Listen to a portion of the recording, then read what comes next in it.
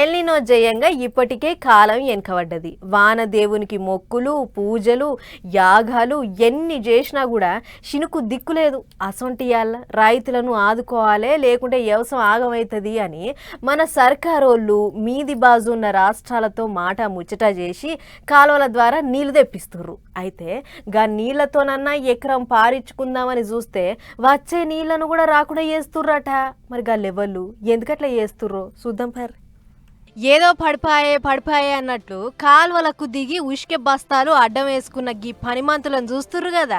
వీళ్ళే ఆ నీళ్ళని రాకుండా చేసిన మోతేవాళ్ళు. మీకు రానిచ్చే ముచ్చటే లేదని ఉష్కె బస్తాలు అడ్డమేసి ఏపీకి పోవాల్సిన నీళ్లను వాళ్ళ దిక్కు మలుపుకుంటుర్రు. మరి ఇట్లా ఎందుకు చేస్తుర్రు, ఏం కథ అనంటే అసలు ముచ్చట్లకు పోవాలి.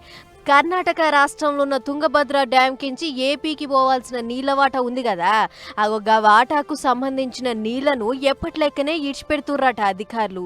అయితే దీని మీద అక్కడి రైతులు గరమయ్యారు. నీళ్ల ఆర్డర్ మీద ఏపీకించి ఎసొంటి కాయిదాలు కలపలేదు.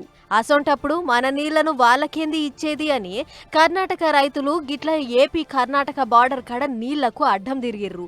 కర్నూలు జిల్లా ఆదోని మండలం హనవాల్ దిక్కు అయ్యింది గీ ముచ్చట. వీళ్ళంతా కర్ణాటక రైతులే. మన నీళ్లను వాళ్లకు పోనీయొద్దు అన్నట్లు ఉష్కె బస్తాలు తెచ్చి కాల్వ కడ్డమే వేసిర్రు. ఆయన నక్కకెందుకు పొలిమేర తగదా, నీళ్ళిచ్చుడైనా బంద్ చేసుడైనా అంతా సర్కారు చూసుకుంటది, లేకుంటే అధికారులు చూసుకుంటారు. నడమల వీళ్ళకెందుకో ఏమో గాని హుషారు లెక్కలు చూపించి వచ్చే నీళ్లను ఆపిర్రు. దీంతోని కర్నూలు దిక్కున్న చాలా పంటలకు నీళ్ళొచ్చుడు బంద్ అయ్యి షేన్లు ఎండినంత పని అయిందట.